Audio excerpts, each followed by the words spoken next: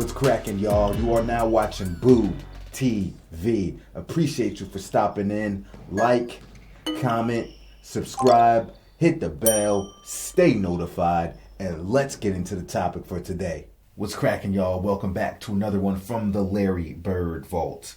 All right, big shout out to Dutch T for again putting in that hard work, digging up all these videos for these compilations and mixes that I'm reacting to and stitching together. I appreciate all your hard work and support here. No question about it. Providing content for not just me, but everybody else. So much love and it's much appreciated. So she provided over 15 Larry Bird / Larry Bird related interviews. So I'm just going to call this the Larry Bird Ultimate Interview Mix or something along those lines. We'll see what I come up with. So there is a wide range of interviews here, and I'll try to put each of these in chapters to make it easier to navigate if you want to go section by section. But check the chapters out or watch it in its full entirety. However you want to absorb the content is up to you. All right? Let's get into it.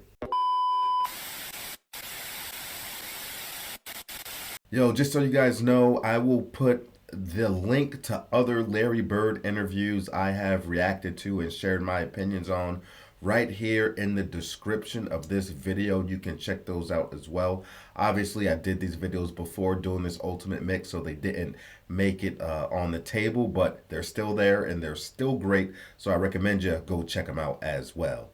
You know, he's a very competitive player, and I'm a very competitive player, and we go head to head, and we go for blood almost. You know, it's just, we're so competitive, and I just tell him a good game, and I just smile a little bit.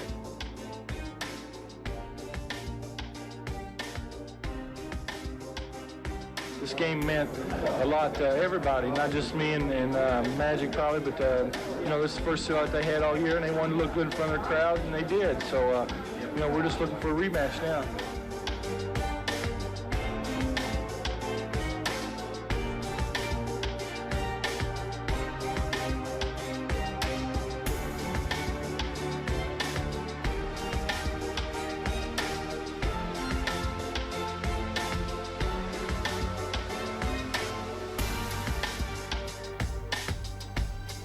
Good hustle.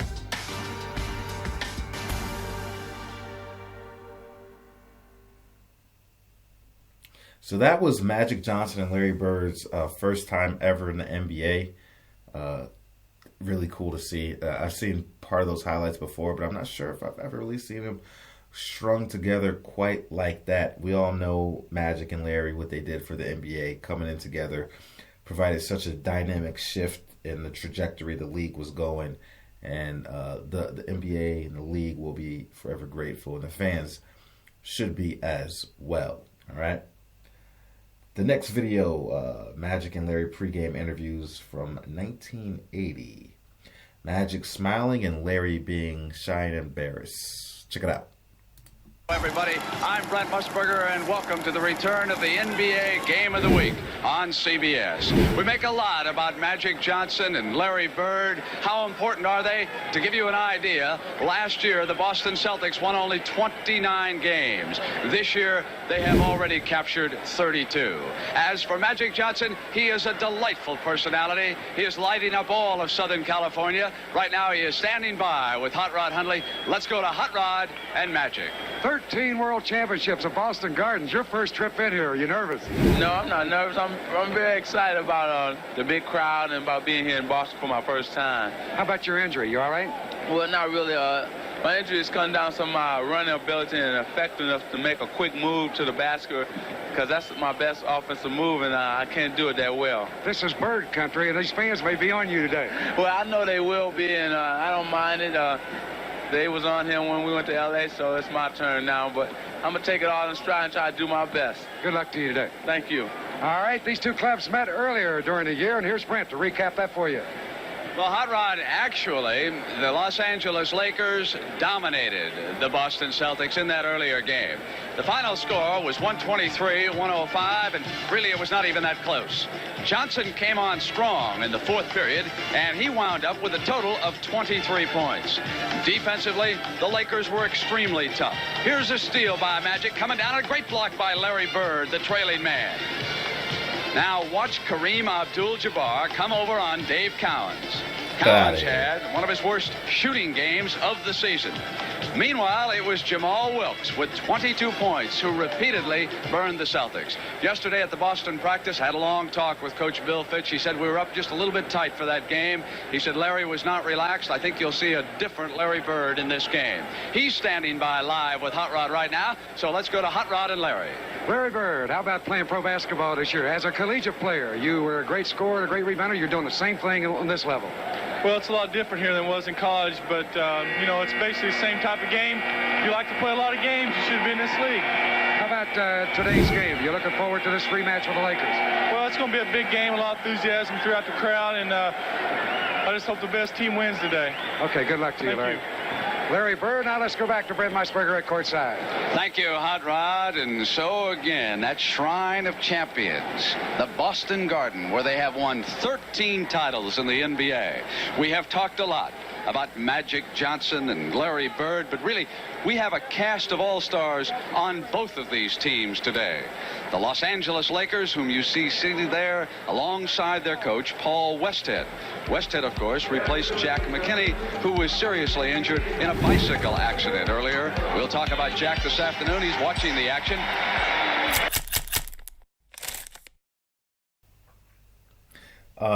I think it's I smiled when Larry Bird said that. I believe he said, if you ain't trying to play a lot of games, then basically don't be in this league. Wow.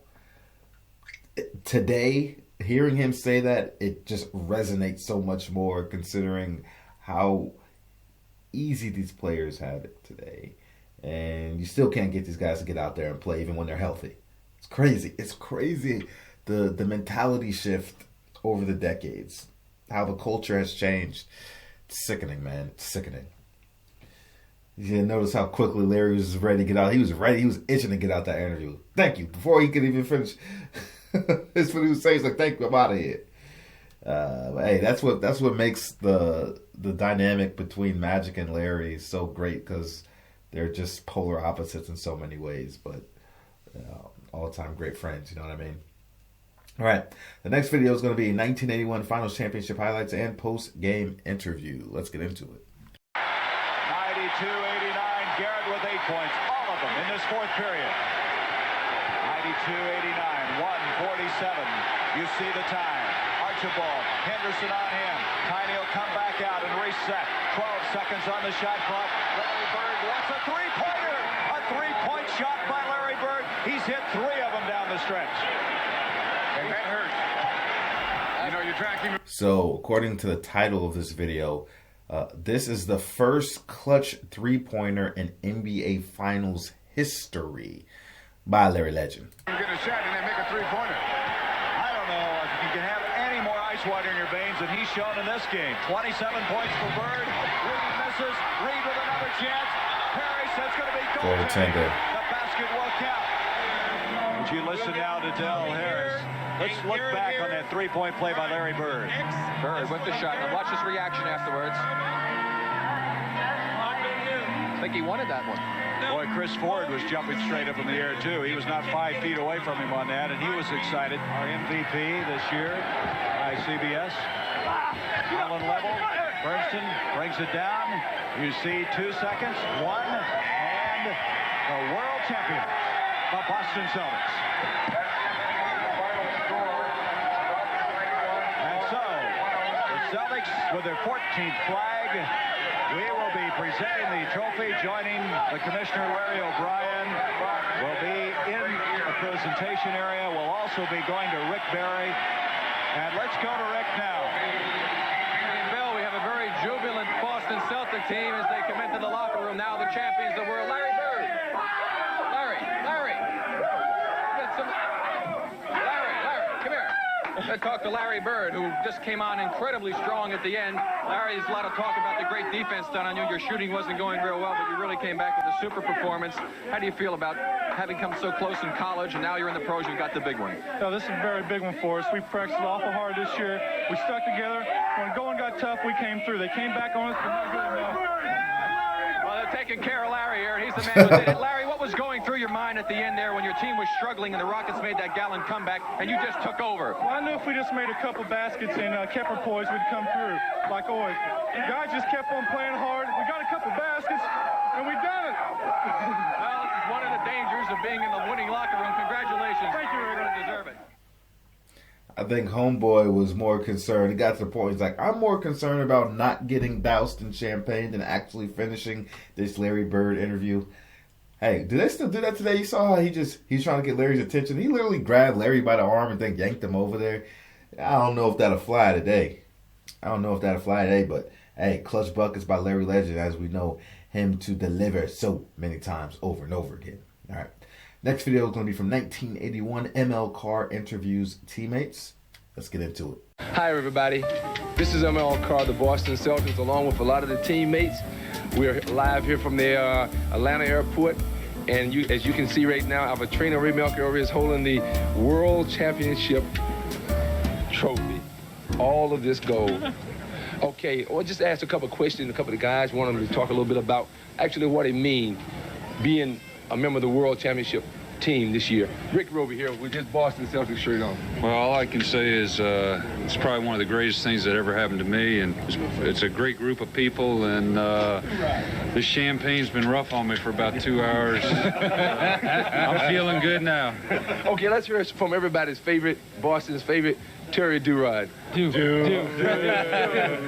Oh, yes, it's one of the great moments of my life, and then just really enthused to be a great part of it, and I just hope all the fans out of it appreciate it, and I just want to say we number one. And here's Jerry. Let's go to Jerry Henderson back here. Yes, this is one great thing that's happened to us this year, and I just want to know if they make 2 of these.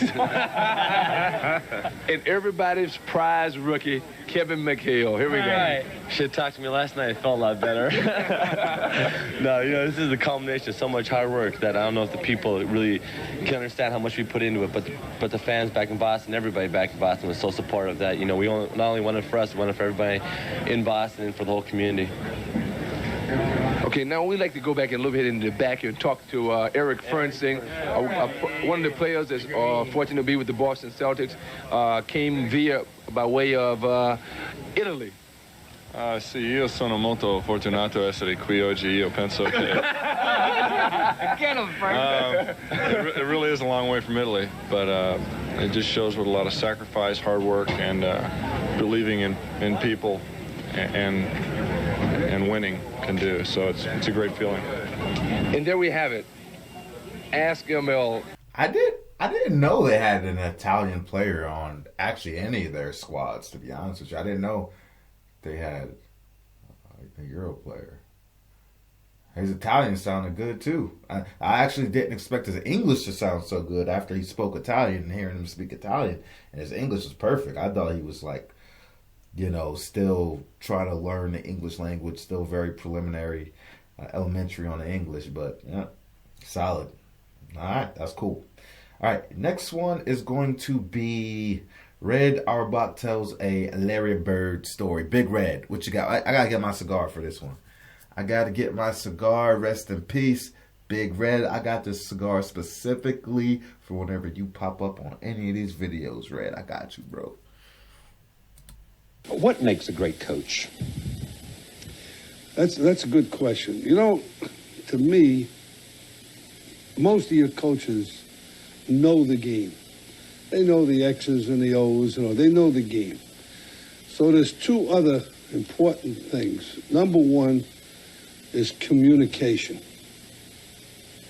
It's not what you tell the guy, it's more of what you told him, how much did he absorb? You follow me? I follow you. Okay, now that's the one. Number 2 is to develop the chemistry. That is, they must get along with each other as people as well as players. They must know their roles, and all that is part of communication. Communication is the whole thing. You look at a guy and say, I want you to box this guy out. Now, you know how to box out, right? Okay, I want you to box him out. Are we clear? We're clear. But if you go in general and say, now, I want you to box out, I want you to do this, it goes right through him, you see? And that's the key to coaching, is communication. Do you have to be a dictator? Well, I kind of was in a way. You but certainly were. I tell you, there's one thing you don't want to hear when you're a coach. You don't ever want to hear the word why. If I tell you to do something, I want a reaction. I want it done. If you don't like it, what bothers you, see me later and we'll talk about it. But at the time that I tell you to do something, I want a reaction. I want it done. That's what I mean by a dictator. But I was what you call a sort of a compassionate dictator. I cared about their personal problems and other things other than the actual game. I still do. That's why I know where every ball player was when he left me and where he is today. Is Bird like a son to you? Not really. No, we have a good rapport, but no. I think the closest ball player to me, I guess, had to be Havlicek. Although, you know, Kuzi and Russell and Casey and Sam and guys like that, Ramsey, we were very close, you don't get me wrong. But I guess the closest one was Havlicek. Bird, I'm a little bit too old. More like a grandson. Yeah. But although we fight all the time. You do? I mean, competitively. I play him tennis, and I beat him, and I throw my racket up in the air, and I say, how can you let a 65-year-old man beat you? In other words, we're still competitive with each other, and I'm sure he respects me and what I stand for, and I respect him, and I respect his privacy, because I love this guy. I think the things he does, I remember he's at my basketball camp, and we got through playing tennis in 95-degree heat. And boy, I mean, I ran him. He was tired. He came in, all he did was tighten his shoes, wipe himself off. He's going out. I said, what are you going? I said, you crazy? He says, well, I promised those kids I'd work out with them at 3 o'clock. He says, I can't let him down. That's the way he is. He plays hurt. He never gripes. He never moans. He's what you call a coach's player. I like what Red said in the beginning there. Coaching ain't easy. Coaching is very difficult. I mean, teaching, being an instructor isn't easy, especially when you have a team of people and you have to figure out how to reach each of these people and get the best out of each of these people, players, whatever, and still get them to operate in a high mindset as a team, as a unit. It's very difficult. It's very difficult. And I thought he was going to say one thing you don't want to hear, a coach doesn't want to hear, is you lost the locker room. I thought that was what he was going to say. But you've seen great coaches that were great players really struggle to be coaches because they couldn't figure out, you know, how to reach these players, how to get them to absorb the knowledge and act on it how you want them to act on it. And a lot of players that try to coach, great players, they get frustrated when they don't get the results that they want, especially because they feel like they could probably still get out on the court and execute it if their body would let them, and it's just very frustrating when you're trying to reach them and then they can't perform or, you know, do what you ask them to do. So not every great player is cut out for coaching. All right. The next one will be the 82 All-Star MVP interview. Let's get into it. And if you don't think they want to win these games, just look at the reaction to these players. They went down to the wire with it, and Magic Johnson's layup off the rim, the rebound by Parrish. The final score, East 120, the West 118. We'll be talking with the MVP shortly. Larry, let's ask you a couple of things here, because the entire arena and the people around the country, you know, we were talking, Bill Russell and myself, about when it comes down to the end, people like Larry Bird want the ball and make things happen. And I know that you played well throughout the whole game, but you seem to make it happen at the end. You're on the court with some great people. Tell me your thoughts about the ball game. Well, it makes it a lot easier when you're playing with two guys that you play with all year. Plus, you got the coach sitting on the bench that coach you throughout the year. Coach Fitch started calling my play a little bit, and I got hot, and I just hit a couple shots. What did Bill say about winning this game? I mean, this is his first All-Star coaching performance with so many great people. What did he say as far as the... Well, he wanted us to have fun, but also there's money involved, and anytime there's money involved, you're going to put out a little bit harder. So we wanted to keep the string going, keep it alive, and go out and do our best. All right. Congratulations, Larry. Tremendous job, tremendous game. Thank you, sir. I already got an all-star MVP at by year 82. Beast. All right, the next interview will be from 1983. Interview Fitch versus KC. Dutch T says, love how he doesn't even look at or respond to that reporter promoting herself. He just waits for her to ask her idiotic question that was designed to stir controversy. Interesting. Let's get into it. Good. I got a question on a completely other subject. I'm with Public TV, Channel 2. I would like to know, I'm doing a piece about management style of Casey Jones versus Bill Fitch. I wonder if you could describe the difference. Well, Casey's a lot more laid back than Coach Fitch was. I felt Coach Fitch was an excellent basketball coach, one of the best I've ever played for. He knew the game in and out, and he worked very hard.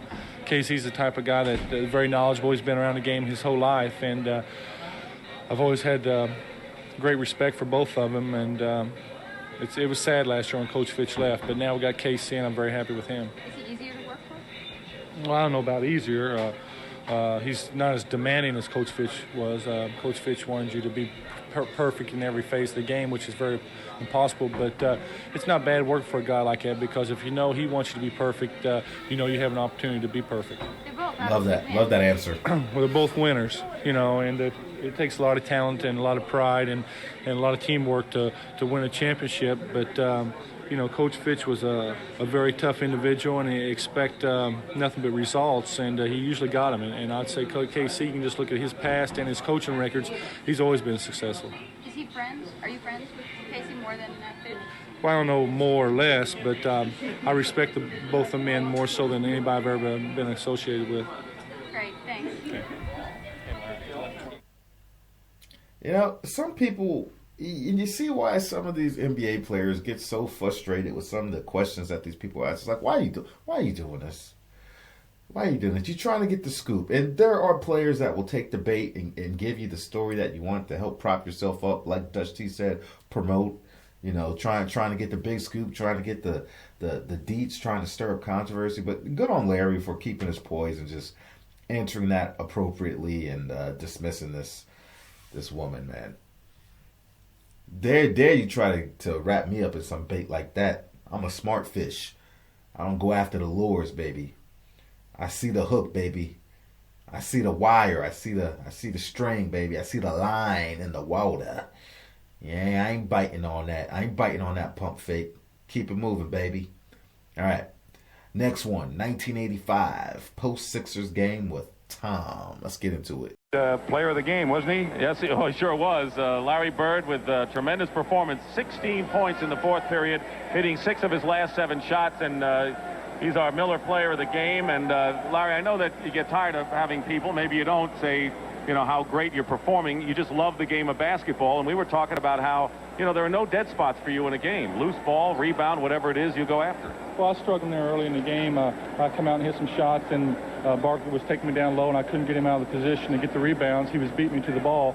But after the first quarter, I settled down a little bit, and things started going my way. What did the game, the victory, mean today over Philadelphia? Well, we had a big week this week. We played L.A. here at home and beat them. Then we went to Indiana, had a letdown, and we came back here today and proved that we can beat the Philadelphia 76ers. They're a great basketball team, but we still think we are.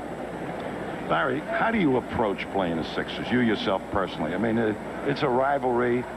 Is it really a big rival for you personally? Well, it sure is, because every player on our team is an excellent basketball player. But when they got Moses Malone, Andrew Toney, and Julius Erving and Charles Barkley in there, it makes it very tough on us, because we're a good defensive team, but we're not a great individual defensive team. We can't stop guys one-on-one. We have to depend on help. And today, as you noticed, we doubled up on Moses a lot, Charles Barkley a lot, and when Toney got the ball, we ran and tried to double him up. Well, you certainly got you certainly got that fast break going today, though, didn't you? We sure did. We tried to get Danny out on the wing and push the ball up to him and try to make things happen. When Danny's hitting his shots, when he's running the court real well, we're an excellent basketball team. We just saw you make a heck of a move against Dr. J on the baseline. The two of you don't really guard each other that much, do you? Well, he guards me most of the time, but I don't guard him except in special situations. He's very tough for me to guard, but if I can put pressure on him on the defensive end, I can make him do things that I want him to do. And today I felt that I had to make him play defense, and after I did that, the game was definitely in my hands.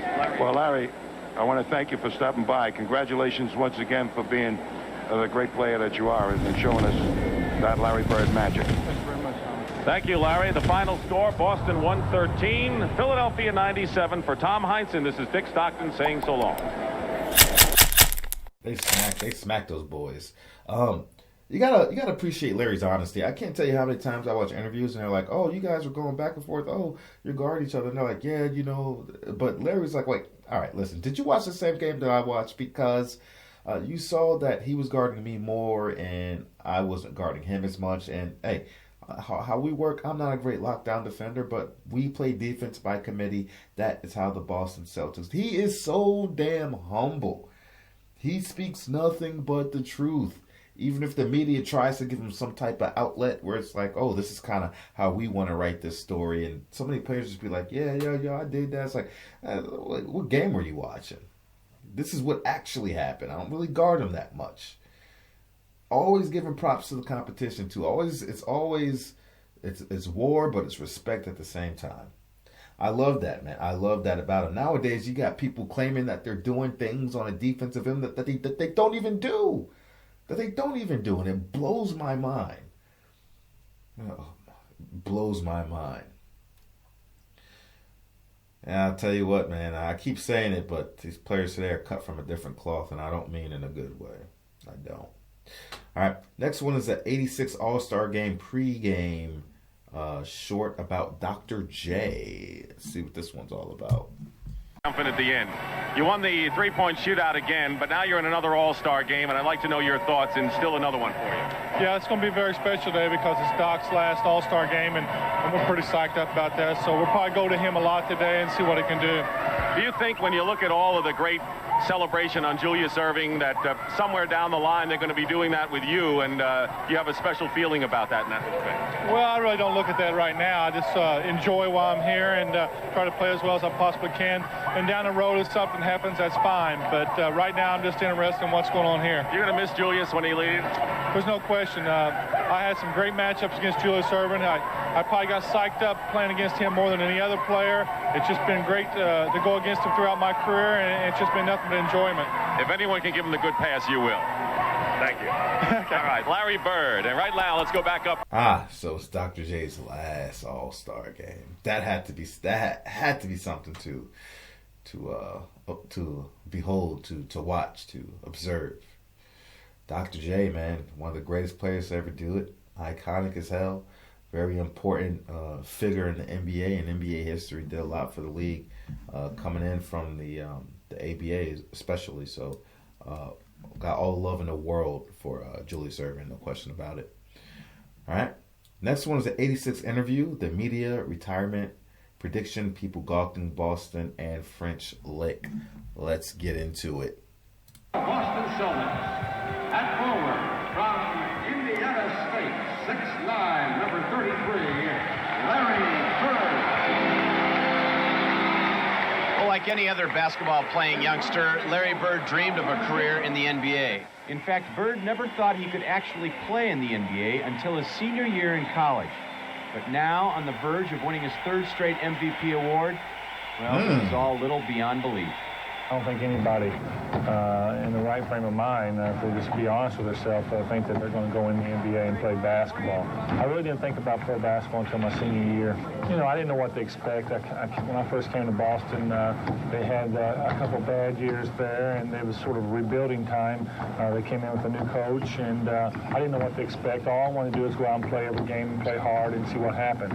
My relationship with Red has been, I know what he's thinking, he knows what I'm thinking, so we get along pretty good.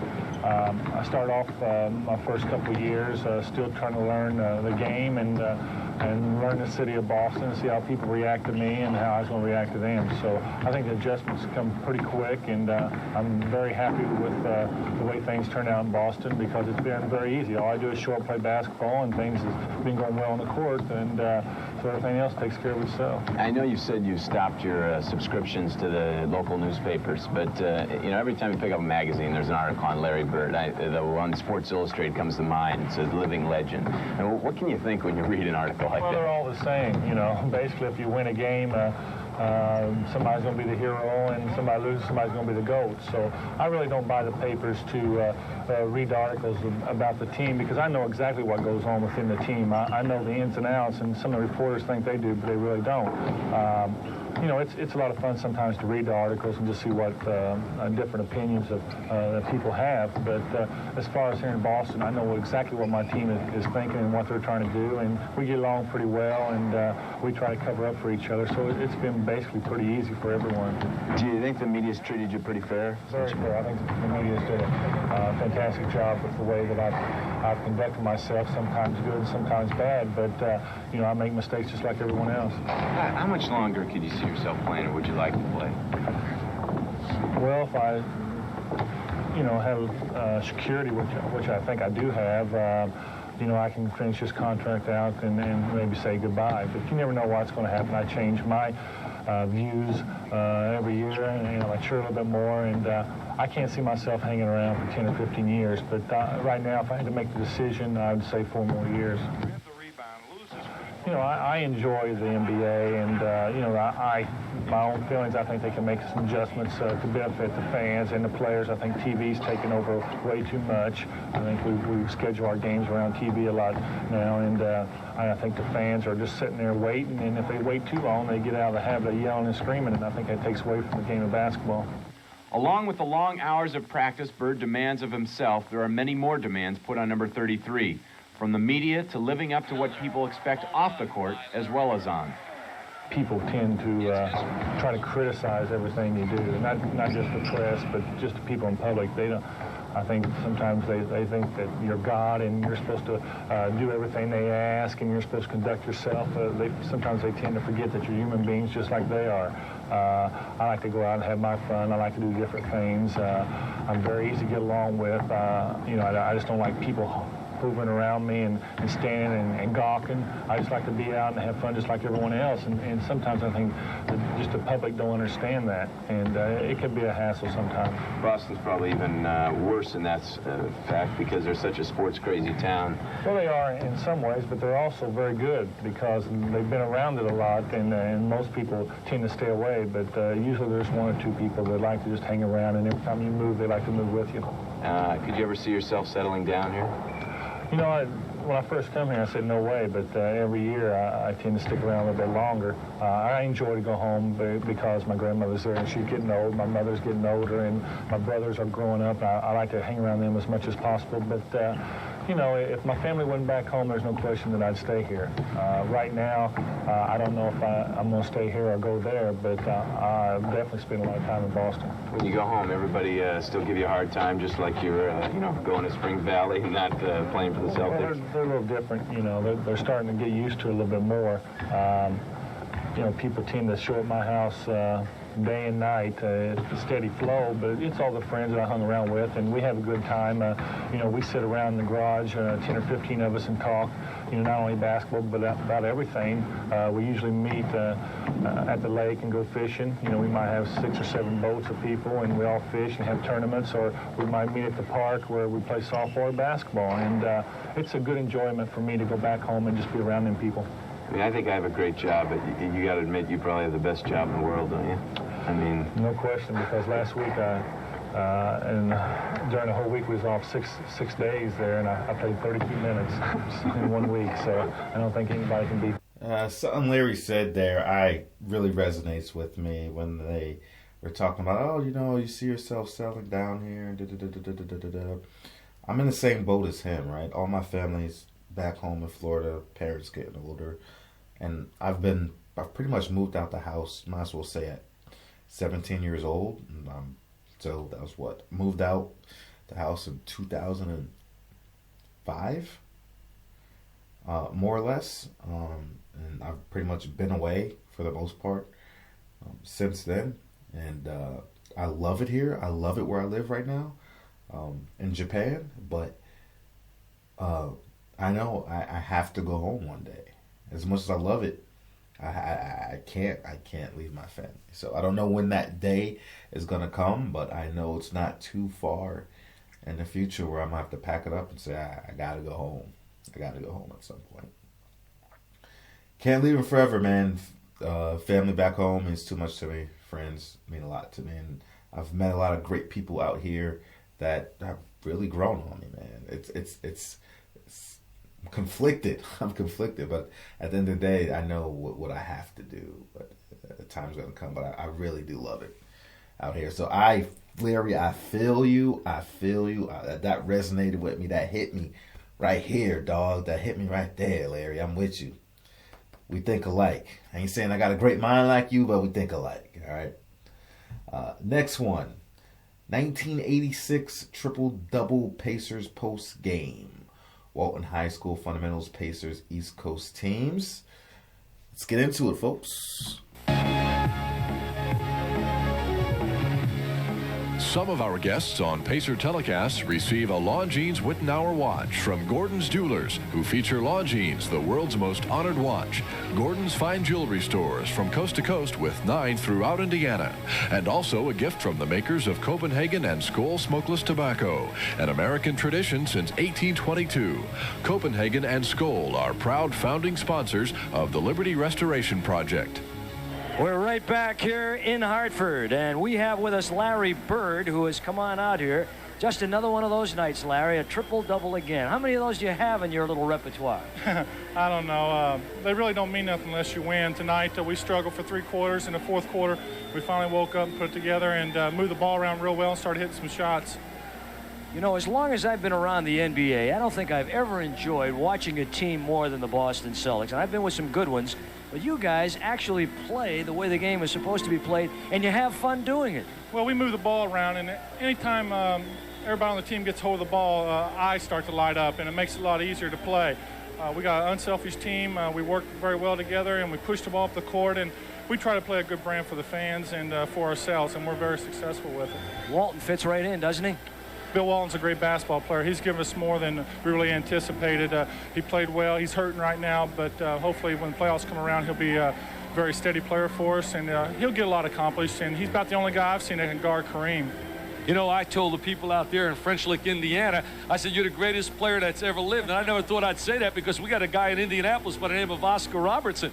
Where did you learn to pass the ball? That's what amazes me. Your great passing ability and your vision on the floor. I don't know. I think just fundamentals back in high school, and it sort of carried over to college.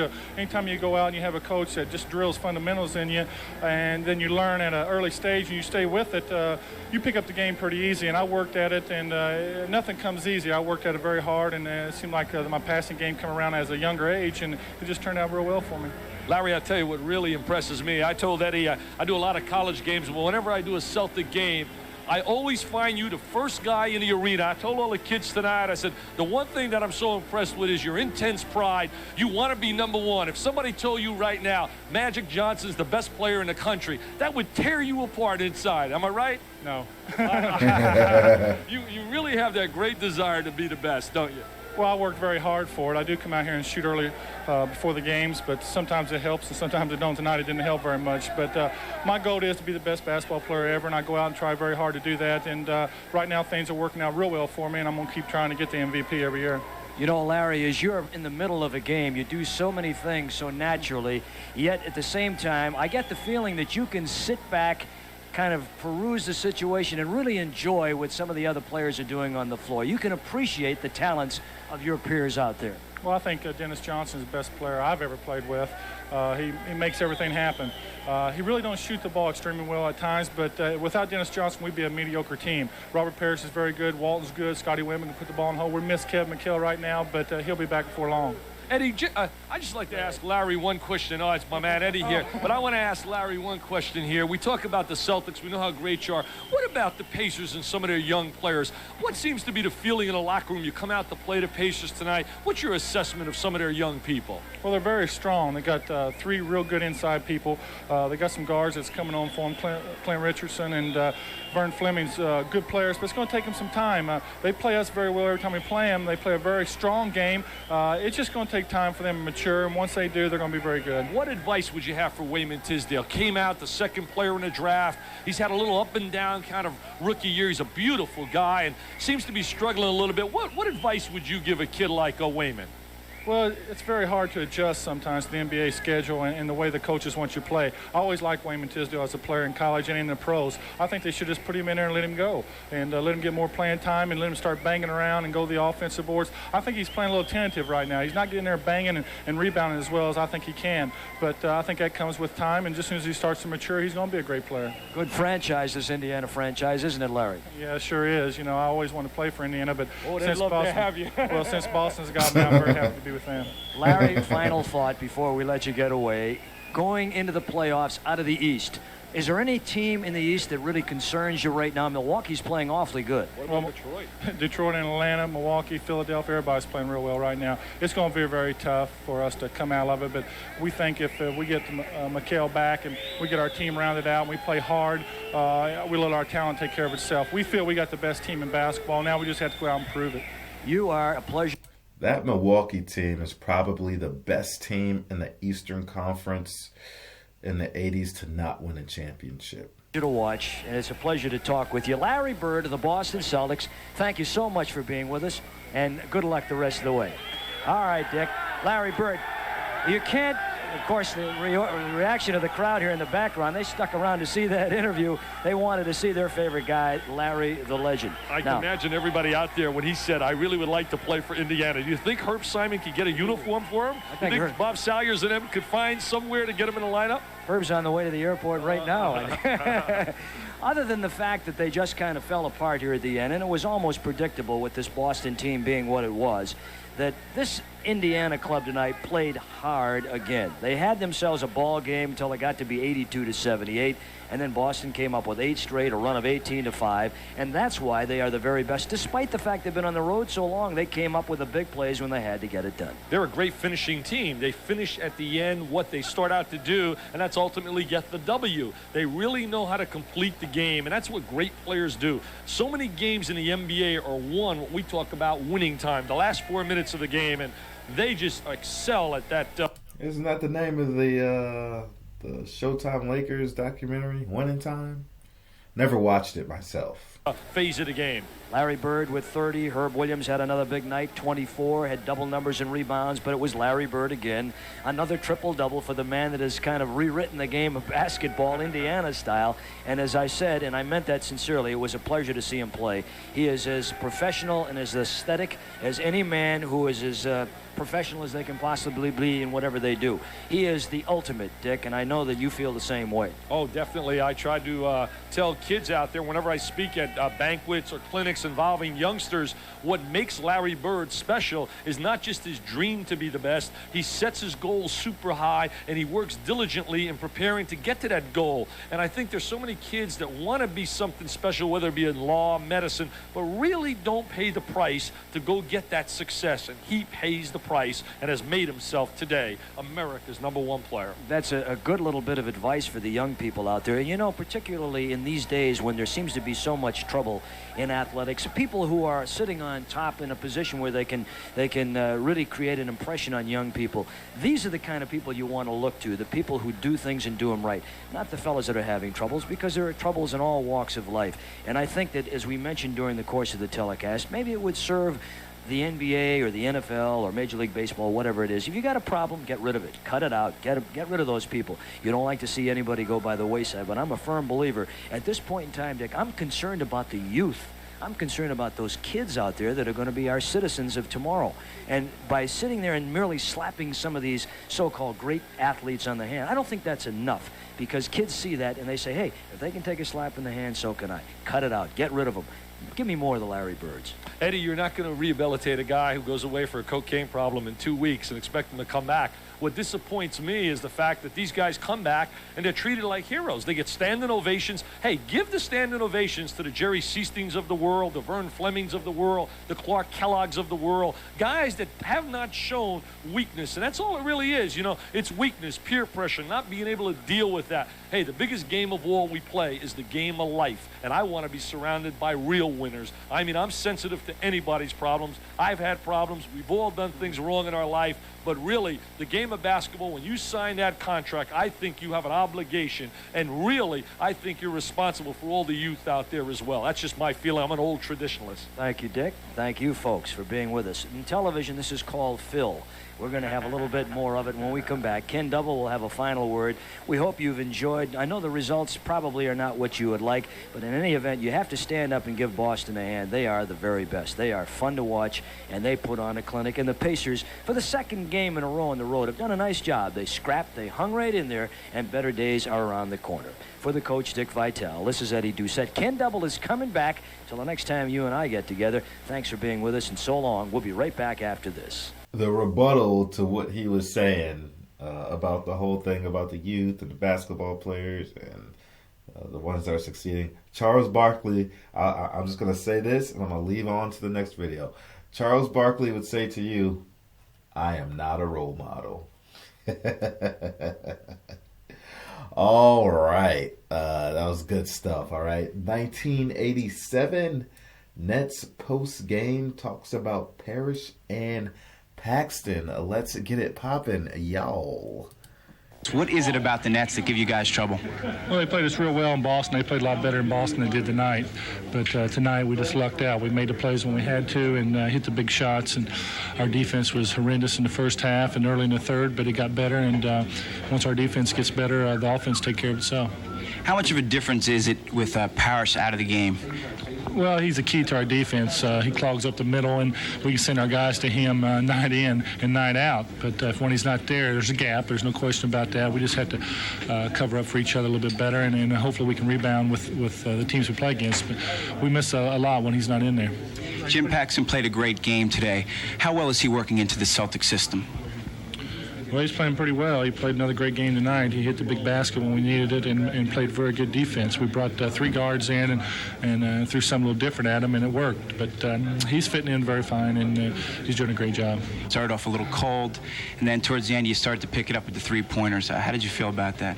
Well, I missed some shots early, but early in the game you can't get too concerned. We were still in the game there when I was missing my shots, but we got down, and you know, at the end of the game they're going to keep going to me. They kept getting the ball in my hands, and if I miss a shot, there's nothing I can do about it. But tonight, down the stretch, they went in for me a little bit better than they did the first quarter.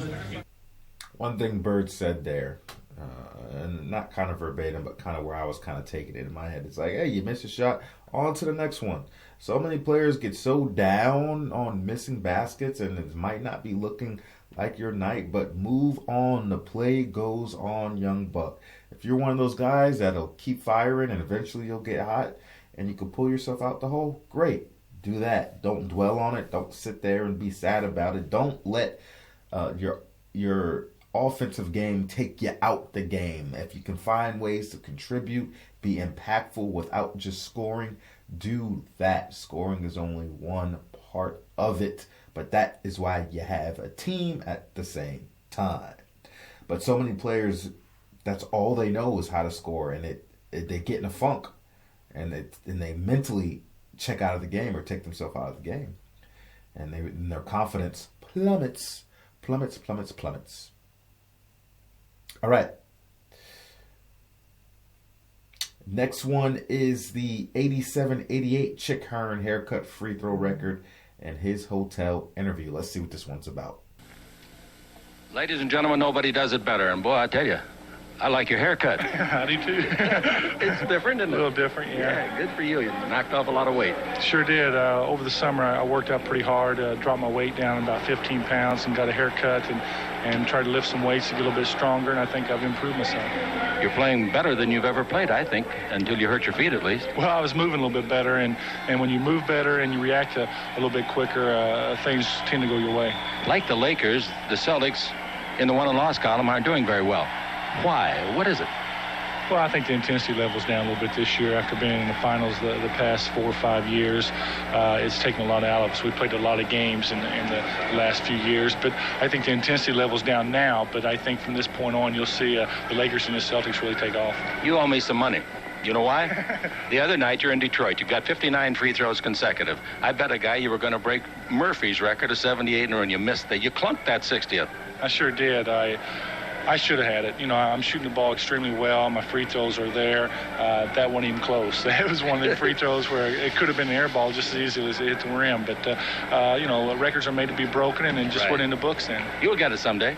I think so. I would really be proud of that record because I think free throws are concentration. I work on them a lot, and I'm very proud just to have 59 in a row. You got 38 in a row here. You haven't missed here in this building all year. Well, you're putting a jinx on me no, now. No, I'm not doing that. You know what I did the other day? I was driving through Terre Haute, Indiana. Where do you think I stayed? The Boston Connection. That's his hotel. Every room's got his jersey hanging over the bed. I woke up, I'm seeing sights. What about that hotel? I like it. I think it's a good place. It draws a lot of people in there. It's good for the community, and we enjoy it, and it's a lot of fun. You got basketball baskets to shoot at and so forth, and everybody seemed to really like it. Yeah, they have. The community's really supported it very well, and it's been a lot of fun for me in the off season. Last summer I spent some time there, and I enjoy it, and I think the people are really supportive because they enjoy it. Larry, I know what a fierce competitor you are. I can't help but feel in my heart that you have made a goal for yourself to get back the MVP. Well, not only the MVP, but the World Championship. That's the greatest satisfaction I can have is winning both of them. But I think that the World Championship means a little bit more. But I think that any time that I'm playing up to my potential, our team plays better. And if I can have an MVP year, I think our team would do really well. Why is it so hard? Nobody's done it for 18 or 19 years, repeating. Well, the intensity level and the fact that there's always 2 or 3 teams in this league that are capable of knocking off anybody. And once you win the championship, you sort of lay back a little bit and let everybody come to you instead of taking it at them again. And I think that's cost us and the Lakers the championship back-to-back the last few years. It absolutely is right on the money. I'll say it is. Now, I think, too, Larry, that there's more parity in the league. I think there's more teams that can knock you off now. Oh, there's no question. There's a lot of teams in the West, and right here in the East Coast, Detroit's come a long way. Philadelphia's plays well. On any given night, Milwaukee, Detroit, Philly, Indiana, Atlanta, any team can beat you. And the same on the West Coast, and it's tougher on the road now than it was the past few years. We used to be able to go on the road and win 30, 35 games a year. Now, you know, we're lucky if we break even. Actually, the Celtics are a surprise in that area. You're so good at home, 105-2, I think, since 85 playoffs. But on the road, not so good. Well, the intensity level, again, we don't play on the road like we do at home. And anytime you go on the road, you got to play at 110% instead of 100. And if you don't do that, you're going to get beat. So nice to talk to you. You are a nice man. Thank you. My mom thinks so, too. all those girls at the hotel told me, hey, nice working for him. Yeah, I don't tip them. You don't tip them. All right. Thank you very much, Larry. Thank you. Thank you. Larry Bird, ladies and gentlemen, they don't come any better on or off the floor. We presented him on the World Champion Lakers Basketball Network. One thing that Larry alluded to that I hear a lot of winners and champions that have held that throne for an extended period of time is that one of the hardest things to do is to repeat because you have to stay hungry. You have to stay hungry for the championship because every time you win, you get a little bit less hungry and you tend to want to get a little bit less motivated. But while the whole time you're going through this process, your team's going through this process of the pressure of getting to the mountaintop and winning, and you lose a little bit of edge every time. During that whole time, everybody else is hungry and they are making adjustments to beat you, and they're coming at you with their best every night, and you have to wake up for them. It's an interesting dynamic staying on top of the mountain. It really is. Larry's quite the character, right? The next one is a 89 another Chick Hearn interview. I guess they'll be talking about the Achilles injury and a bonus Kenny Rogers Classic tournament. Let's see what this one's about. Brings back the open man Dennis. Screen by Parrish. Dennis behind it. 20-footer, no good. Rebound. Parrish on the way. No good. Got fluffed. Rebound is off to AC. AC Green in the rebound department with 8. Pass down to Florida Cooper. Right side, 4-on-3 to Maggie. He gets a great fake. Scoops it up. Nasty. Oh, did he make a fake? I'm telling you, the fake. 2 players turned to look at Woolridge, and he didn't even have the ball. Magic 13 in the quarter, 21 in the game. Dennis Johnson for 3. three, no good at the buzzer. And Dennis is held up by Magic, who knocked him down. So Magic Johnson had 13 points in the second quarter. The Lakers in the second quarter had only 19 points. So Magic had 13 of the 19. I'm going to tell you something, folks. You ain't going to beat nobody that way. Coming up, Larry Bird next on the World Champion Lakers Basketball Network. Larry, this has to be the longest winter of your life. So far it has been. It's been a long time since playing basketball, and I'm anxious to get back. Why didn't you have it done in the summer, for example? Well, these things have been bothering me for a long time, but it was just my left one. My left one was bothering me for a couple years. My right one started bothering me a little bit. But the pain wasn't as bad as we thought it was going to be at a certain period of time last year. Like going into playoffs, it subsided a little bit, and it started feeling a little bit better. Then at the end of the season, we discussed it, and they thought maybe the 3 months off, 4 months off would really help it out. But once we got started again in preseason, the things flared up again, and the pain was just too much. Now, you've got on what we call walking cast. Would that be right? That's what they tell me, and they're getting the job done right now. And you are allowed, though, to take those off every day and get treatment? Oh, yeah, we're getting treatment on it every day, working the muscles and working the Achilles a little bit, stretching it out, and it's feeling really good right now. How big were the pieces that they took out? Can you see them? Oh, they was big. They was a lot bigger than you would anticipate. I'm a big guy, and my bones are a little bit bigger, but the spurs were covering 40% of my heel, and they went and took them out. So they were a little bit bigger than we anticipated. And they were rubbing on the Achilles tendon? Yeah, they was sitting behind the Achilles, and my left one broke off, and it was just laying in there inside the tendon, but my right one was hooked on, and it was causing more problems because I was getting inflammation down there and it was swelling up, and it was just putting pressure on the Achilles. And you're shooting free throws already? Yeah, I'm still shooting free throws. Practice every day? Just about every day. I lift and ride a bicycle and use different machines, so I'm staying in pretty good shape. I'm just not able to run right now. Are you predicting any time coming back, March 10th, March 15th? Well, we really don't know right now, but I think I'm making good progress, and hopefully I'll be back a little bit earlier than March. But Really? The doctors tell me right around March the 1st, but hopefully I can get back a little bit sooner. Boy, that would be great. The league needs you, your team needs you, we all need you. Now, I think the youngsters on your team, it's a blessing in disguise. They're getting some time, and you can get back to the playoffs. You guys could be awfully good, deeper than you've ever been in the last few years. Well, there's no question about that, but I'd hate for our players to get better with me sitting on the bench. I think we're a better basketball club with me on the floor, but the guys are getting some experience, they're getting to play, and when I come back, I think our team will be stronger. They're playing 50% ball. They've won 8 out of 15, I think, since you've left. Sometimes they play good, sometimes bad, but they don't have you to go to, like the Lakers couldn't do it without Magic. You got to have that one guy, and you two guys are above the rest of the league. You know that. Well, one thing about it, when I'm in there and the game's close, I'll either take the shot or I'll try to make a play for somebody else. And right now, they really don't have nobody can do that. They have good guards. Dennis Johnson can do it, but you need 2 or 3 guys. When you got Larry Bird out there hitting the outside shots and driving and passing off, it makes this tougher. But we got guys can do it, but they just haven't stepped forward yet. This summer, I had the chance of doing an ABC special at the Kenny Rogers farm down in Athens, Georgia, and this guy can play all sports. He's a great golfer. He's a great tennis player.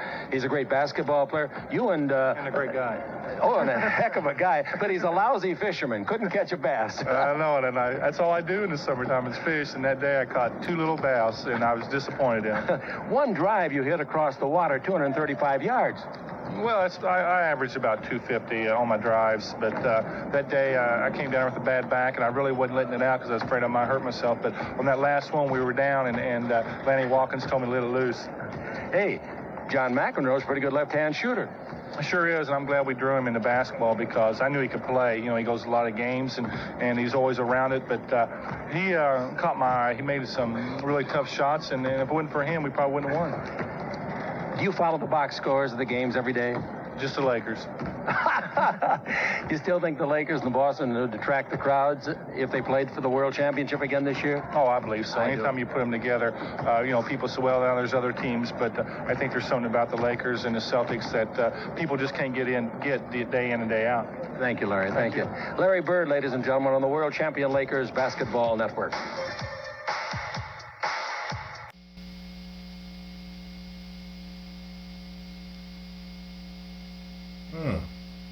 Team captain Lorenzo Lamas, golfer Raymond Floyd, and tennis pro Kevin Curran. And the basketball star of the white team, Dominique Wilkins of the Atlanta I've never Hawks. heard of this Kenny Rogers Classic Tennis pro John tournament. Lloyd, team captain Kenny Rogers, and golfer Hubert Green. The referee for our three-man competition is Hugh Durham, the great basketball coach, University of Georgia. The winning team in each of our competitions will receive $43,200.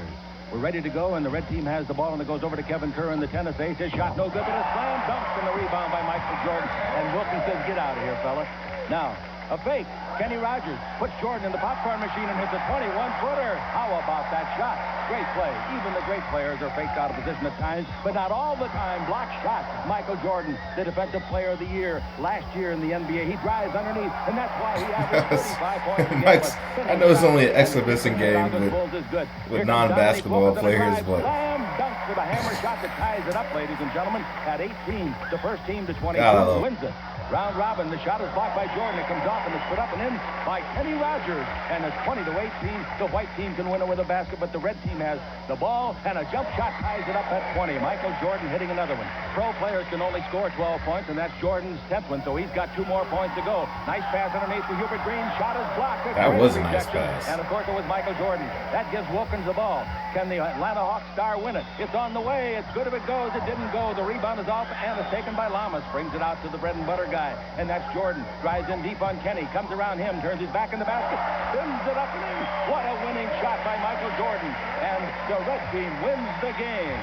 Oh, competition at its best. And coming up next, we'll have the green team, led by Larry Bird and Isaiah Thomas for the blue team. Now we've got Johnny McEnroe, the great tennis star. A left-hand hook shot, a beautiful shot. He lands right on his wallet, but he got the deuce. What a great play. And he loves the plaudits of the crowd. Outside jumper by Isaiah from 21. That's good straight away.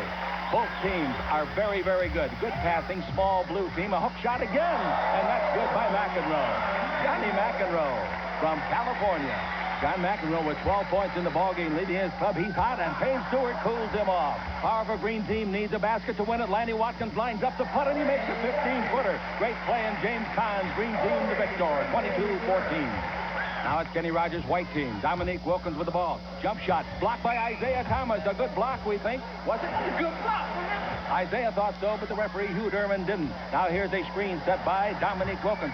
For team captain Kenny Rogers. 20-footer is good. And the white team doing its thing, trying to get his first Kenny game Rogers. win. Isaiah Thomas trying to negate that, and he makes a nice drive down the middle. Now here we go. Coming to the right side. Underneath. Bank shot. Isaiah Thomas gets another 2 points. And the white team leading 20-18. An opportunity for the white team to win it. Pass underneath. Dominique Wilkins will score it, won't he? No, he missed the layup. And that gives the blue new life. A dribble drive to the baseline by Isaiah. Rejected. Sent out of bounds up to the 12th row by Dominique Wilkins. Ooh, what a block. Now, here we go. Payne Stewart, the golf pro, underneath, lays it up and lays it in. We're tied at 20. Ladies and gentlemen, the next basket will win it. Here's Pernfors coming in deep. He screens, gives to Isaiah. Isaiah's pass deflected, goes to the far side. Pernfors volleyballs it. It goes to Payne Stewart. He can win it if he can hit the 16-footer. It's in and out, back in again. And the game is over. And the Smurfs, the little blue team, 22-20 over the white. And now the final game. If the green team can win it, they'll win $43,200. If the red team wins it, we got a 3-way tie. Reverse layup by Jordan. A fine play around Larry Bird. And here's Jordan under dribble drive. Backhand layup. Back over his head, and he banks it in. He's just killing his signature move this game. Goes to the bread and butter guy. This Bird tournament. puts it up high. Kenny Rogers has built the best defense in the league up there. In the Raptors, the green team, led by Bird and by McEnroe. McEnroe's hook shot down the middle. That's good. And the green team with a convincing lead, and the green team about to pocket $43,200. It's all over, ladies and gentlemen. It's in the refrigerator for the green team. Oh, the damn. green team wins it 22-10. They spanked them. The team consists of Captain James Cahn, Larry Bird, John McEnroe, Lanny Watkins, and other monies in the tournament. Blue, $30,240. The red team, $21,600. The white team, $12,900. That was cool. All that was cool. I've never seen this Kenny Rogers game before. Now I'm looking at this guy Kenny Rogers, and he looks so familiar. I feel like I've seen him. I know he's not a basketball player, obviously. He's not a coach. Who the hell is Kenny Rogers? Is he he's got to be either some type of, he's a celebrity of some sort. I don't know if he's a movie star, a musician. Only Kenny I know is Kenny G, one of the greatest saxophone players ever. that boy Kenny G smooth with it. But I don't know who the hell Kenny Rogers is. But the face is familiar. Let me know in the comment section, who the hell is Kenny Rogers? If he's a movie star, what are some of the popular movies he's played in that I might know about? Same if he's a television star, if he's a musician. What was one of his popular songs I've probably heard of, something that's a classic? Let me know in the comment section, because the face is so familiar. He has such an inviting face. I don't know. All right. The next video is going to be from July 2015. Reggie Miller hosts Dan Patrick's show. They'll be talking about the Pacers versus Bulls, clutch players, Paul George, Dream Team, Pacers question, who's playing for second, and beating the Boston Celtics. All right, let's get into this one.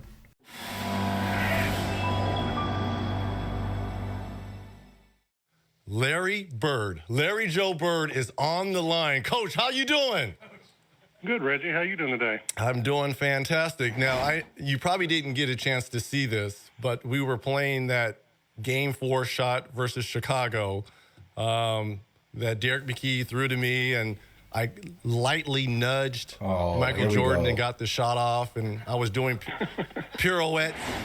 If people don't talk about the shot that come up to me, they talk about your reaction to the shot, which there was no reaction. Like, you were stoic. Your expression did not change. Well, Reggie, there's so much going on at that time. Right. It was a hard-fought game. We were up, we were down. You came off the screen from the left side to the right side. You got the ball. Michael pushed off on you, gave you a little space. You make the shot, and I didn't know if the whistle blew or not. I didn't know what happened. Then I looked up, and it's 0.4 of a second. Now, you know in the NBA that they're going to put 0.4 of a second up there, which scared the hell out of me. It should have been 2.2 seconds, knowing that he's going to Michael, he's going to get the ball, and he's going to get a clean look. He got the ball, he pump faked, took one dribble, and almost made it. He banked it in, and it came out. And really, it took 3 seconds to get the shot off. But you knew they were going to have time to have an opportunity. I remember that shot like it was yesterday. I was in North Carolina. I was at my aunt's house, who just passed away recently. May she rest in peace, rest in power. I remember watching that game. I was on pins and needles that whole series down in Carolina. I was like, man, and Reggie Miller was just pissing me off. He's just so agitating. And then, of course, with the push off on Mike, I remember it coming up, top side of the court there, pushed Michael off, caught the shot, stepped into it, Dranos. And I remember Bird was just sitting there. I think he had his hand crossed too. I might be wrong, but I think he might have had his hand crossed. And Bird was just like I said, just. But it's funny hearing them talking about it.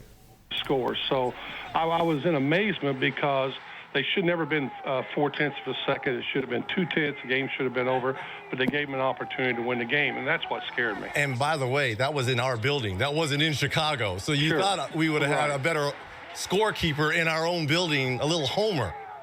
Well, I walked down there with the 0.4 and made sure they was going to start the clock on time, but if you remember, Michael got up and pump faked and took one dribble and still got it off in time.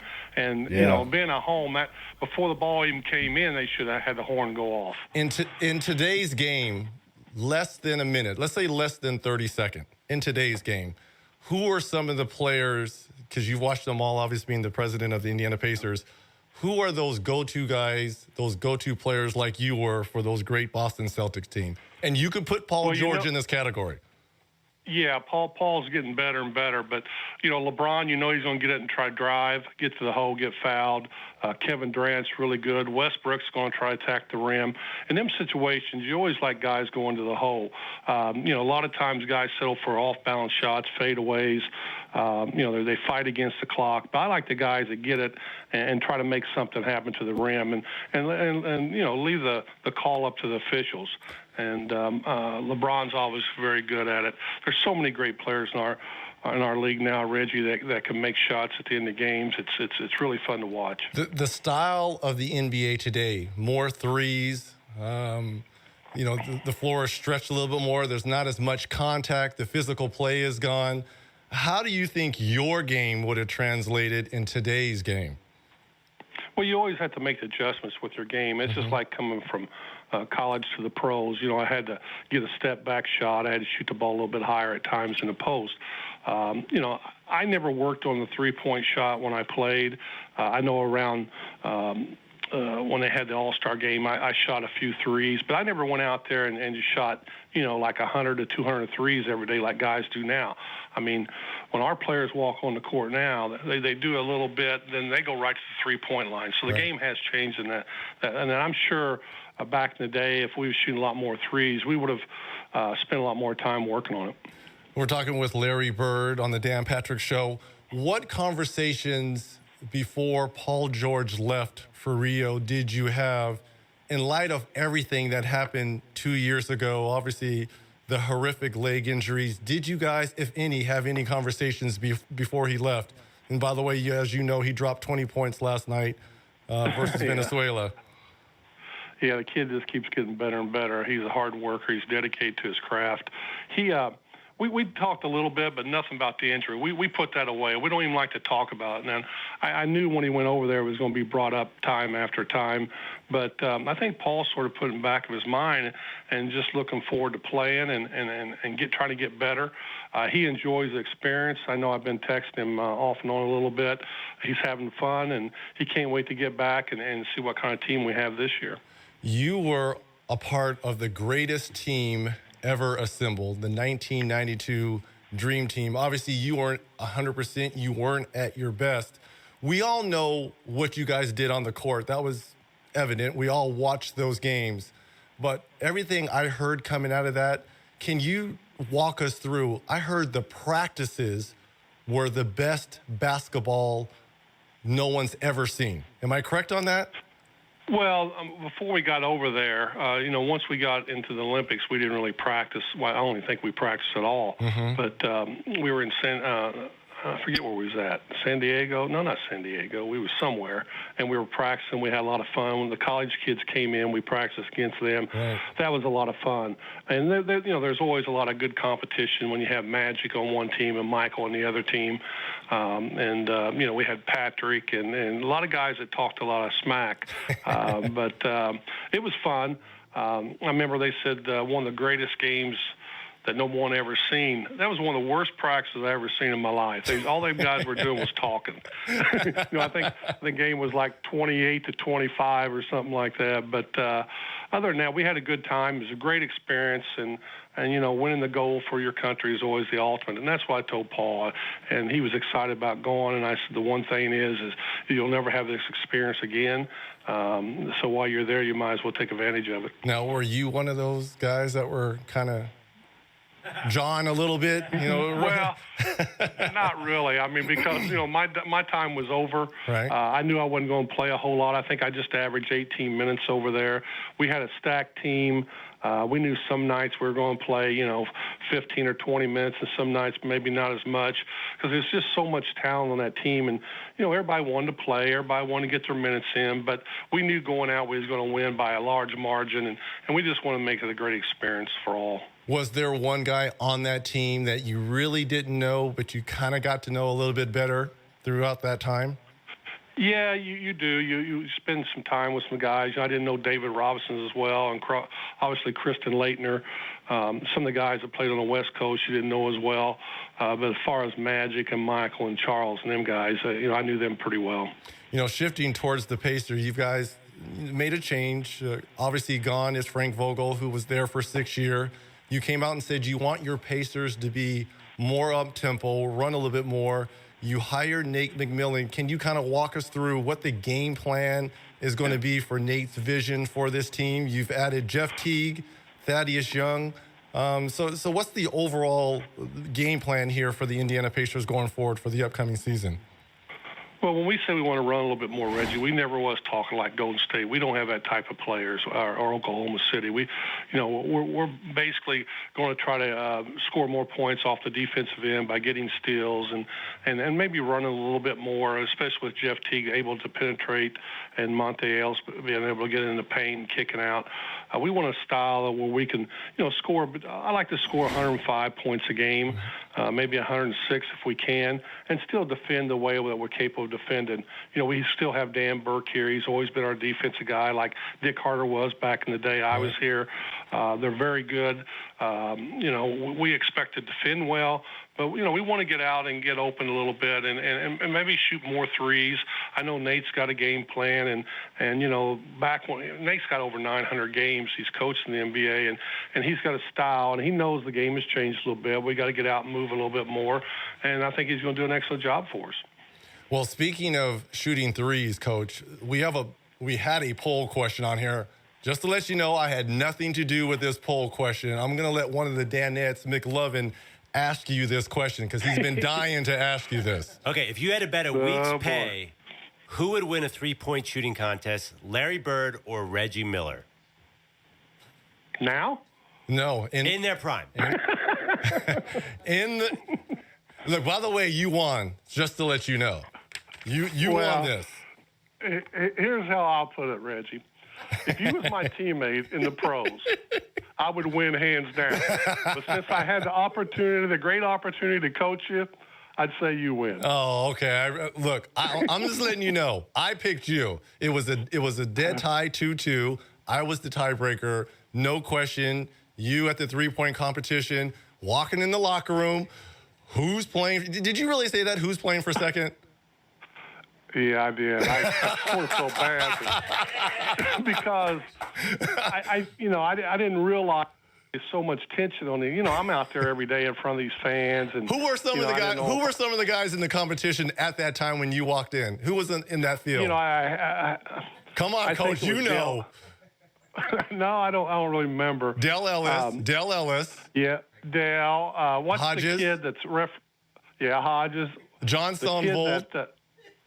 Yeah, the kid that's refereeing now. The one that always Lester. Leon Wood. Leon Wood never crossed the three-point line. All he did was he always shot threes. So I thought he might be the competition. And because I seen him shoot before games, and, you know, he'd knock him down. So when I walked in there, he's sitting there, and I said, boy, them red, white, and blue balls are so slippery, I can't hold on to them. And the next time I came, I said, okay, now they're down to the nitty-gritty. Who's coming in second? You already know who's going to win this. and I got lucky because I almost got beat in the first round. But what was the reaction after you said that? Like, oh, that's just Larry Legend, or did it get dead silence in there? It was silence. I think they were a little nervous. I like it. I think they were nervous. And then the walk-off with your hand up. I mean, come on, Coach. Come on.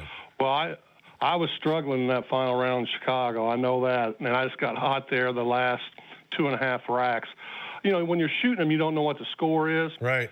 But I had a feeling by the way the crowd was going, I had to make the last one. And when I let it go, I felt it was, you know, sometimes you shoot them, you think they're going in, they don't. But that one there looked perfect all the way. So if it would have bounced out, I would have felt like an idiot. Well, went in, I got lucky and got the check and went home. To tell you about pressure, when you were our head coach, we were 10-1 because we knew we had to win against one team all the time, and that was the Boston Celtics.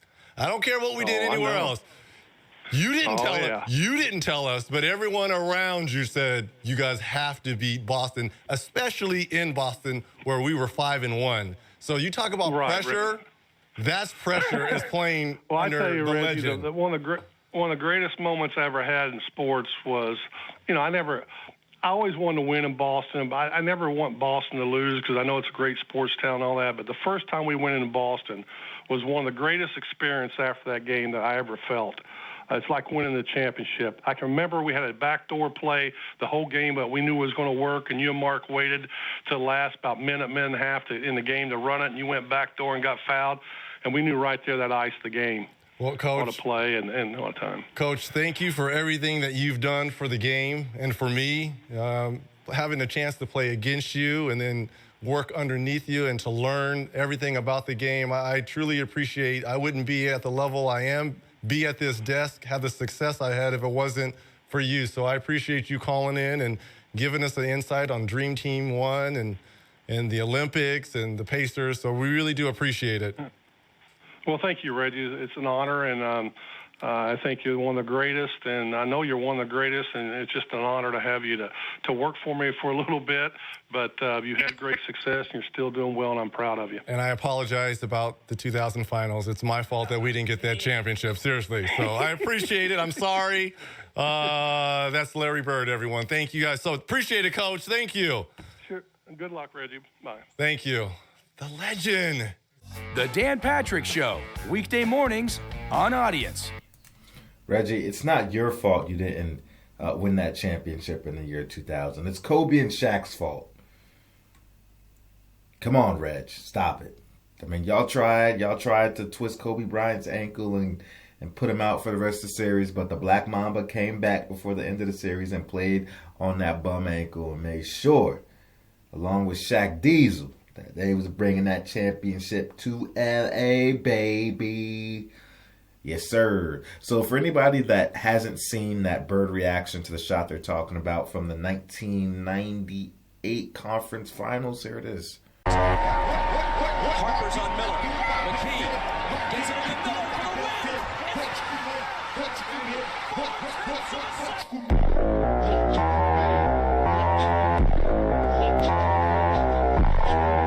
I will never forget that play has been ingrained in my memory since, what was I? I was about to, summer vacation. I was just finishing up 5th grade, I think, going into middle school.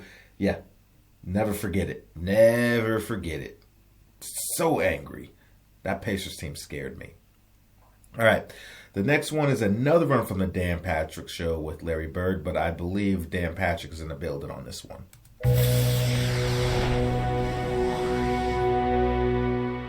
The Indiana Pacers will celebrate the 30th anniversary of Hoosiers by wearing the film's Hickory uniforms during select games this season. Paulie's actually wearing the uniform that George Hill wore during the press conference there, and then you have to send this back to the Pacers, right, Paulie? Unless Mr. Bird allows us to keep one. Larry, how do you think you would look in those uniforms? I couldn't fit in any uniform right now. Give me a couple months, I might be able to fit in one. But George looked pretty good in it, so I think it's going to be a big hit for us. Explain that whole phenomenon of Hoosiers that in Indiana, that the small schools competing against the big ones. Even your high, how small was your high school? God, I don't know. We've one of the smallest in the state.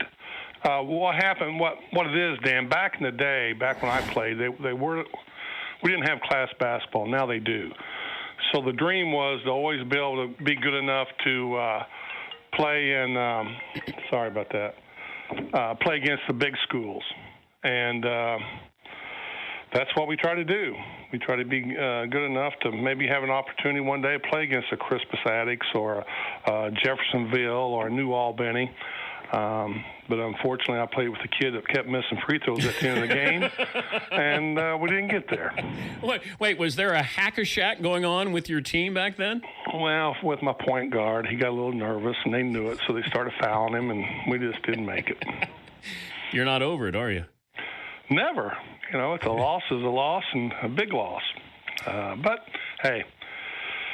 You know what's funny? I was at a party about 2 years ago. It wasn't a party, it was a cookout. And this lady's in her 70s. She looked at my friend and says, "What are you doing here?" And he goes, "Well, I'm going to come to the cookout." And she goes, "After missing them free throws back in 74, you shouldn't even show your face." Now, it's just been 35 years. I understand that, but that happened, Dan. Yeah, but it's so important to the fabric of a town there. I mean, that was everything back then of how good the basketball team was. Yeah, well, not just the basketball, but sports. Back in the day, you know, I mean, they went to the football games, basketball games, and our gymnasium held 2,800, and we used to get 4,300 in there. But it, you know, I mean, it's big. Indiana basketball, especially in my hometown, back when we were playing, not only me, but my brothers and my cousins and all that. It was a big deal. It's not as big now because of class I don't think it's just because of class basketball, but the excitement ain't there. The teams are not as good. How big a star were you in high school? Well, I mean, there's how many billions of people there are in China. They all knew me.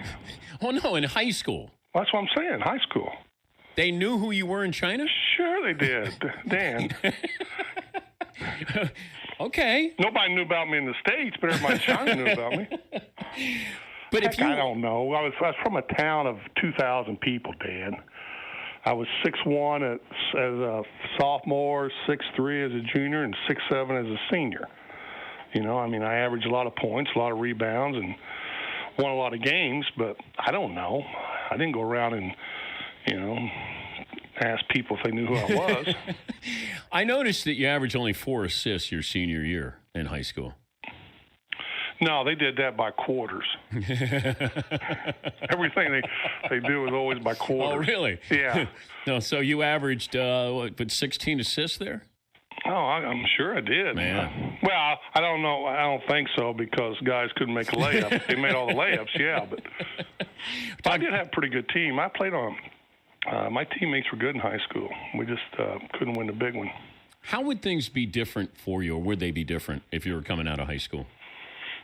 Now? Yeah. Oh, I don't know. It wouldn't be as much fun. But would you be a one and done? No. I don't think so. I don't think I would do it. Dan, when I was 18, Jesus Christ, it's a little different now. These kids seem like they're more mature. Their body's filled out. They're ready for the challenge. There's no way I could come out at 18, 19 years old and go to the pro. But when did you know that you had that ability to be something different, that you could possibly play in the NBA? Well, when I was in the summer, I was at rookie free agent camp in Boston. They had some veterans there, and they played a couple days with us. And I know it's just summer. I know it's not in the games, but I remember one day I walked out and I go, I'm not going to have any problem in this league. That's the first time I really felt that. Growing up, coming from a small school, high school, then went to mid-major. There's always doubt. People always told me, well, wait till you get to the pros, this and that. But it didn't take long. It didn't take long for me to feel that I could play in this league.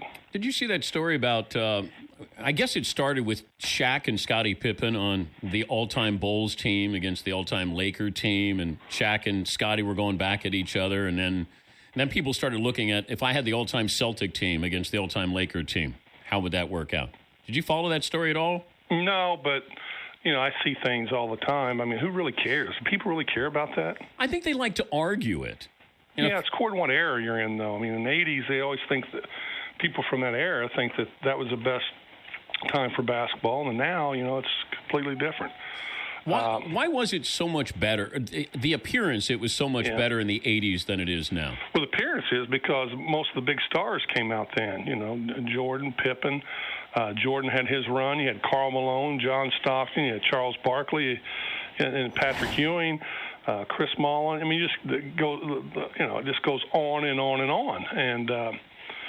And there's a lot of great players. Isaiah Thomas, Kevin McHale. Just from the mid '80s, really the early, the '83, '82, all the way through. There's just so many names that people can recognize with, and I think that's why they think it was the best time. And to me, I always felt our '86 team. I said, how could you get any team better than that? But I'm sure there are teams out there who were better than that. But the style, though, of what was played in the '80s is what made it so much fun. Well, the style there was two different styles. There's either the beat down in the East and there's a run and gun in the West, and you had to be able to play both styles to win a championship. That's why I always liked it. In the East, against New York. Philadelphia. People don't even talk about Philadelphia's great teams. They had great teams in the '80s, early '80s. And it was a beatdown. Then you go to the Lakers, and they walk through the championship every year out there. Then you had to go against them, and you had to score 125 points a game to win. So, how would you done in the Lakers style? I would have got a lot of sleep after the game. I can tell you that. You would have been tired? Well, that's a lot of running. I can remember in '84, they were in the championship game. We were playing them. They had us down, and Cedric Maxwell said something to me about, "Hey, you can't beat what you can't catch." They were running so fast. But you guys ran with them when you played them in the championship. But that wasn't our style. I mean, we could do both styles, but if we did it all year long, it wouldn't have been a big deal. But we did it. We go on the West Coast trip for 2 weeks. We knew it was going to be up and down, run and gun, and all that. But then you go through the playoffs and you score 105, 108 points a game, and all of a sudden you're up to 125. That's a whole different ball game. Michael Jordan said he could beat anybody on his roster. Now? Yes. Oh, gee, come on. He believes it, though. Well, you can believe whatever you want. But I said there's no way. And what's it say about his roster, Larry, if he can beat everybody on the roster? I don't know if he can do that or not. He had to prove that to me. I mean, these people, man, they got to let this stuff go, Dan. I mean, Jesus. That's like, you going to tell on your radio shows that you could beat me one-on-one. I mean, that's just ridiculous. I could score on you. Anybody can score. Okay, but I just want you on record. I just want proven. Okay, if we played to 21. Well, first of all, I'm not playing to 21. Okay. Unless we go by 3. Okay, we'll go by about 10. We'll play to 10. Okay. No make it, take it. Oh, well, that's no fun. Well, no, I can't. There's no make it, take it. How do I do? I hate to say this. It'd probably be 10-8. All right, fair enough. Because I had to sit down and take a break when you got the ball. I know. Was there ever a point, though, when you were coaching, that you were better than somebody on your roster? Back when I was 40? No. I don't know about that. What about shooting? Oh, yeah. Oh, God, yeah.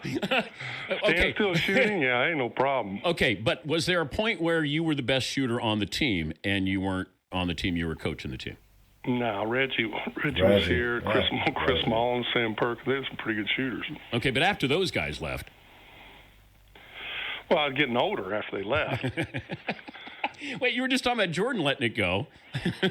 You could still take these guys and shoot. I don't know if I can take them on or not, Dan. I mean, you're talking about. I was probably 40. Yeah, 40, and Reggie and them guys were coming into their prime, and Chris was a little bit older. No, I couldn't. I had a hard time staying with Chris Mullin. Wow. Shooting with him back in the Olympics when I was playing in the Olympics trial, or not the trials, but the games. But do you see Steph Curry? Can you say after 4 or 5 years that he's the best shooter that we've ever seen? I don't know about that. Chris Mullin was pretty good. You're just getting out there shooting around. You mean game shots? I don't know even how you characterize it, because when somebody says, if I say the best deep shooter in the game. Yeah, I'd say he's right there. Because, there are so many good – I mean, people don't even know who Joey Hassett is, and he's one of the best deep shooters I ever saw. Yeah, or Connor Henry was good. Dale Ellis. I mean, there's so many guys in there. How about Mark Price? Yeah. I always thought he was deep shooter. Curry's about one of the best. Who would be in the conversation, though? Are you in the conversation? Yeah.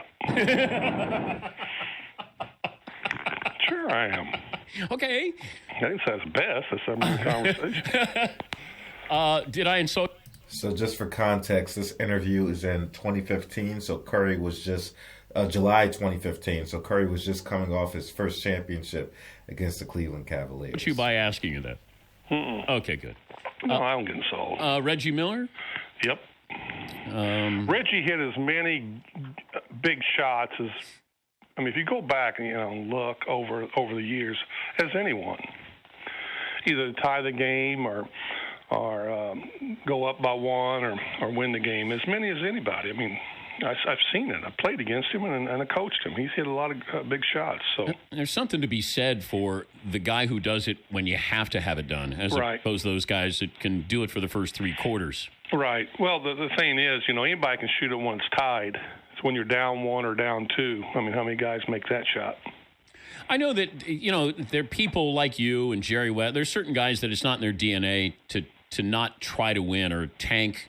How do we prevent tanking in the NBA? Well, there's I don't know. I don't have the answer, but I've always said these teams that's been in the lottery for more than 3 years should have to sit out one time. And what they would do, they would trade that pick away when they knew it was coming up, and they get back in again the next year. But our league's full of lawyers. They can come up with something. Well, I was wondering if you did this. Once you're eliminated, The more wins you have after you're eliminated, the more ping pong balls you get. Well, I mean, I had to sit down and think about it, but if you say it's a good idea, I'd go along with you, Dan. Who's calling you right now? I don't know. When you're trying to, because you know tomorrow they're going to have a big story, Larry Bird said, but you really said it, but I just agreed with it. Is that Jordan calling you right now? Probably. Probably wanted to play me one-on-one. Could you take Jordan right now? Could I take Jordan? Where's this going? Can I wear my Hickory uniform? Yes, you can. Boy, that'd be a good game. Jordan's going to wear his North Carolina jersey, and you're going Hickory. Hickory. A one-on-one with Jordan. Yep. God, I hate to admit this, but he'd kill me.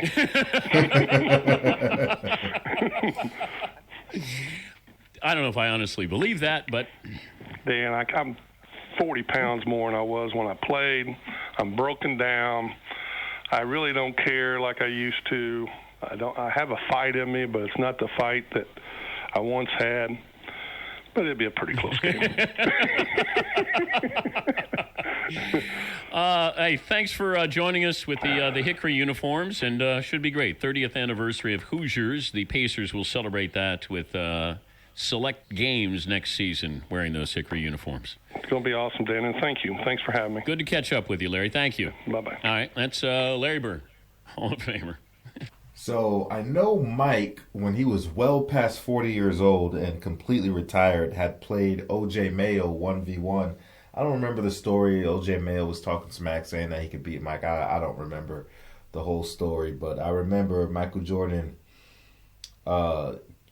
kicked his ass, more or less, past 40 years old. But at the time of 2015, Mike just turned 60 earlier this year. Was it either earlier this year or the end of last year? I can't remember. But he turned 60 recently, so he'll be going on 61 on his next birthday. So what?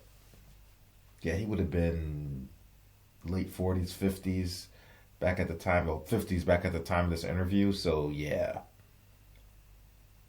Yeah. Mike could still probably give it to some people. I don't know what shape Mike is in right now. I know he's a chain smoker. I know he likes his browns, his bourbons. So I don't know what kind of shape he's in right now. But if his knees are working and he's in decent shape, he could probably give somebody a run for their money. Some things never go away. But if Mike and Bird played right now, especially after all the context Bird gave me, and Bird is significantly older, Bird had more significant injuries. Yeah, he couldn't beat Mike right now. No way. Like he says, he's like, I don't care. I ain't got the same fight. I'm hurt. I had a bad back when I went out. It's just too much. All right. The next one is Bird on hiring Mchale, and then we will wrap it up after that. What a January 2018 interview with Mchale, part 2, and I had already did part 1 in a previous video. Larry, is Kevin Mchale on the list, and what's your relationship with him? I would not do that to Kevin. Have him to work for me. That's just not fair. I respect the man too much, and we've been through too many battles together to bring him in here and be my coach. I would love for him to be my coach, but it ain't going to happen because our relationship. I respect that. I get that. I 100% get where he is coming from. And I wouldn't even want to be in a position to have to fire somebody. Not that I wanted to fire him, because the guy above me said, hey, I want you to cut your guys. Like, yeah, it's my boy. You know what? I don't want to get into business with you. Let's just, we play together. We're great friends, and let's keep it that way. I feel you on that, Bird. It's keep things simple. Don't make things complicated. I remember after the first practice, you got me on your pump fake and stuff. I was like, I got to figure this guy out. And ML Carr came up to me and he said, you got to guard Bird every single day. So you guard Larry all the time. He said, you'll be able to guard a lot of people. So I remember that first time guarding you. Where did you get kind of all the, you had a million different tricks. You got me one time on this. And after that, I couldn't do it. It was usually went over my head. I didn't like to look like this, Bird. Yeah. And then you would shoot it. I didn't like that. Well, I don't know. You just try to figure out the angles in the game. I was very fortunate. I was brought up under great coaching at a young age, how to put yourself on the court where you're in a triple threat position all the time and always know where you're at on the court, even if you're not looking at the basket. So it's been great for me to learn under some of the greatest coaches that you could ever have in high school. And as I went along, all I did was just try to get better and better, learn the fundamentals, and throw my own little kick to it. Look at that pass. Oh, what a show. Oh, what a show. Forget about it. The one thing I did have, Kevin, I had a vision to sort of understand what my teammate was going to do on pick and rolls, whether he's going to dive to the basket, where he wanted the ball. Amazing pass. I picked that stuff up early in high school. I could figure out my teammates pretty well. Bird, slap pass to Archibald. Bird on the cut. Beautiful. Yeah. Larry Bird, one of the greatest passers of all time. One thing that he mentioned is like, playing with Larry, they'll make you better. That's true. Not only do you pick up things and, that great player will usually instill his DNA inside of the other players, but just defending a player that great on a consistent and regular basis in practice, now you're going into any other game damn near, and you're not worried about who your assignment is because you're like, I have to guard Larry Bird every day in practice. Who are you? This is nothing. This is nothing. Something to think about. There we have it, man. The greatest, I haven't named this video yet, but what? The ultimate Larry Bird interview mixtape, or reacting to our very own mixtape that we just put together. Again, thank you, Dutch T, for putting in all the hard work and collecting all these videos and putting them together and giving me captions and giving me time hacks and all that stuff. It is greatly appreciated, truly, the hard work and the help that you provide, and all the Boston Celtics and Larry Bird fans and other things you've put out. Yeah, thank Dutch T, because man, she gives me a lot of this stuff, especially these compilations I put together. So salute to Dutch T. Much love, much appreciated. Thank you everybody for supporting. This was a lot of fun. The ultimate video for Larry Bird interviews, no question about it. Love hearing this guy talk. Love hearing his opinion. Love hearing his insight. Like I said, I've said 100 times, if you're new here, love this guy's sense of humor. When it comes to interviews from basketball players, in no particular order, my three favorite people are Larry Bird, Kobe Bryant, and Michael Jordan. I think they give the best interviews, and all three of the guys are very different, very unique in their style and their mannerisms and their opinions, but they all got that mentality, that Mamba mentality, if you will. Hey, but again, check out our Larry Bird playlist for more content just like this. We cover Larry Bird extensive here. He's basically our most popular player on the channel. And this is a Kobe Bryant fan and the guy that thinks Michael Jordan is the greatest player of all time. But I do have Larry Bird as the third greatest of all time and the greatest small forward of all time. My opinion. Sorry, LeBron James and LeBron James fans. Larry Legend's that guy. Like, comment, subscribe, hit the bell, stay notified, and I will catch you on the next one. We out, baby.